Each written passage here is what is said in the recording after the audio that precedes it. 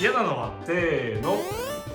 アイロンかな。短いからさ、あアイロン使えない。乾かした方がやっぱりなんやろね。短いじゃん。坊主にすればいいかな。嫌なのはせーの。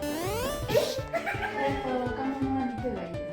若者だもんね。お寿司だよね、やっぱりね。でも焼肉だったら野菜とかもありますよね。あ、焼けるもんね。ずるいね、これ。ずるい。嬉しいのはせーの。ですよね。ですよね。そうでしょ。そりゃそうでしょ。TikToker の人来てもわかんない。いっぱい学生さんに見てほしいよね。お店の中全部見てほしいよね。